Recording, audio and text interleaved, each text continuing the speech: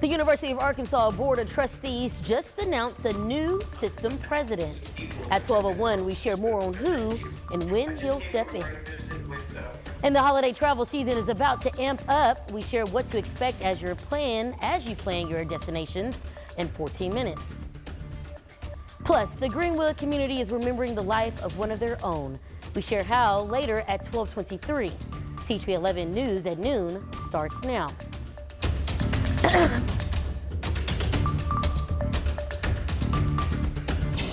Well, thank you for joining us. Nathan, do you see some birds out there on this beautiful Monday? I see you getting a little distracted. Yeah, I just heard one chirping above me. I'm like, what's that? It is a warm, windy, and humid November day here in Central Arkansas. This is setting up the stage for some changeable weather as we go into this afternoon and also this evening. Take a look at radar at this time. It's quiet here in Central Arkansas, but I am watching already some light showers making their way into the Ouachitas. And as we take a look at the high resolution radar, some light rain through Yell County approaching Russellville, stretches down through Garland County. Also a little bit heavier, looks like into Pike County, moving towards Clark County. And this chance of rain will be going up as the day progresses along. We're watching the cold front located over into Oklahoma, and there's going to be a line of showers and thunderstorms that continue to build with the daytime heating. So here's how future radar sees things with a solid area, most likely a band of heavy rain marching its way through West Arkansas and arriving here in Central Arkansas just in time for rush hour. This is a fast-moving system, but it could be a little bit on the feisty side. We do have a severe weather risk primarily for South Arkansas where the yellow is. The main concerns out there today, 1 or 2 storms may produce some damaging winds. I'll have more on what's behind this front in the form of cooler weather coming up a little bit later. All right, Nathan, thank you.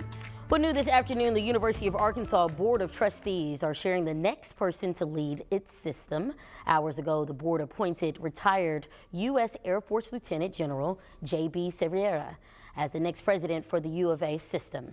He will replace current UA system president Dr. Donald R. Babich after announcing his retirement last year.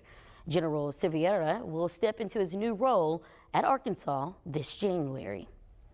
In Central Arkansas, the Little Rock School District will soon break ground on the new Pinnacle View High School. The district says it'll have the latest tech to help students learn. Our team will be at the event happening in under an hour and a half, and you can expect a closer look tonight at 5 and 6. Well, in your new developments, President Biden has authorized Ukrainian use of American weapons for its fight with Russia. Imtiaz Taib explains how this is fueling retaliation efforts in the ongoing war. They were targeted as they slept.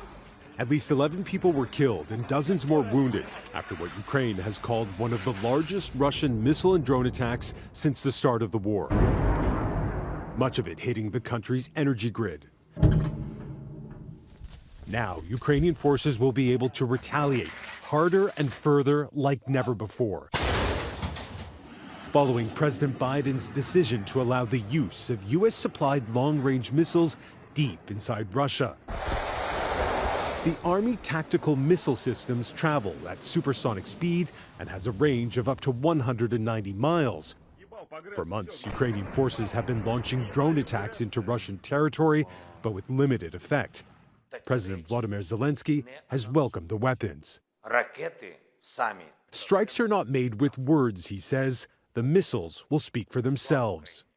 In September, Russian President Vladimir Putin issued a dire warning against allowing Ukraine to fire U.S.-supplied long-range missiles, saying it would mean that NATO countries, the United States, and European nations are parties to the war in Ukraine. Since then, Putin has dramatically raised the stakes by overseeing the deployment of at least 11,000 North Korean troops alongside Russian forces. While in the capital, Kyiv, a makeshift tribute has been set up to mark the 1,000th day of the war, as loved ones mourn the loss of tens of thousands of Ukrainians. And President Biden's decision has triggered a furious response from within Russia, with Russian lawmakers calling the move unacceptable and warning it could trigger what they called World War III. President Putin, however, has so far remained silent. Imtiaz Taib, CBS News, London. Well, here at home, a person is behind bars after a high-speed chase through Fort Smith resulted in the death of the person riding passenger. According to state police, Kevin Swafford did not have a license plate, so they tried pulling him over. A pursuit then started and ended after Swafford hit two cars. At some point, Calvin Eubanks was thrown from the car and killed. Swafford has since been booked into the Sebastian County Sheriff's Office without bond. Turning now to Jefferson County, where deputies are investigating after finding human remains near Pine Bluff.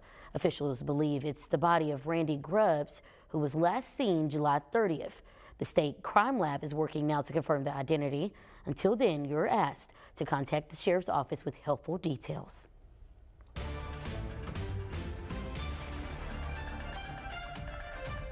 Well, President-elect Trump is focusing now on his plans for immigration. Christian Benavidez is at the transition headquarters, learning more on the Trump team and building to push his agenda. President-elect Donald Trump acknowledged Monday in a social media post that his mass deportation program will involve declaring a national emergency and using military assets. Border security is a top issue for Trump, who has pledged to shut down the border on day one of his presidency. As Trump continues to build his cabinet, CBS News has learned his Department of Defense pick, former Fox News host Pete Hegseth, paid a settlement to a woman who had accused him of sexual assault in 2017. Hegseth's attorney told CBS News the Army veteran paid the woman to ward off a baseless lawsuit that would have likely gotten him fired from Fox News, and that she initiated a consensual encounter while Hegseth was intoxicated. In a statement, a Trump team spokesperson said Hegseth has vigorously denied any and all accusations and no charges were filed. He has a distinguished background in the military, and that counts for a lot. Controversy also surrounds Trump's choice for Attorney General, former Florida Congressman Matt Gaetz. Gaetz had been the subject of a House Ethics Committee investigation, and multiple senators, including some Republicans, want to see the committee's report. I believe the Senate should have access to that. Gaetz resigned from Congress last week, just ahead of a committee vote on whether to release findings about his sexual misconduct and illicit drug use, which he denies. House Speaker Mike Johnson says the report shouldn't be released. I'm afraid that that would open a Pandora's box because the jurisdiction of the Ethics Committee is limited to those who are serving in the institution. Trump has yet to announce his choices for other top positions, including heads of the Treasury and Transportation Departments. Christian Benavidez, CBS News, West Palm Beach, Florida. Happening around town, a church in Little Rock will soon provide new resources for new and expecting mothers. The pastors with Little Rock's Bullock Temple Church say the building is expanding its doors for the My Baby for Me program. The group is a chance to learn, will help lead the cause, and says they plan to meet twice a week to share valuable insight beneficial to motherhood. Transportation will also be provided. To learn more, visit thv11.com. And in Jacksonville, the New Commandment Church of God in Christ is reaching a new milestone in the recovery process. The church had previously been destroyed in the March 31st tornado. Now they're reopening after settling into a new building. The church's pastor points toward leaning on to faith to get them through tough times. Well, people across America are claiming to have received an unwanted text message. We share what's causing it to happen at 12:17. Wet weather will be moving in later for today that may impact the evening commute home. You see that solid area of heavier rain. It's a thin band moving from Oklahoma into Arkansas. I'll have more on the timing and the potential of severe weather coming up.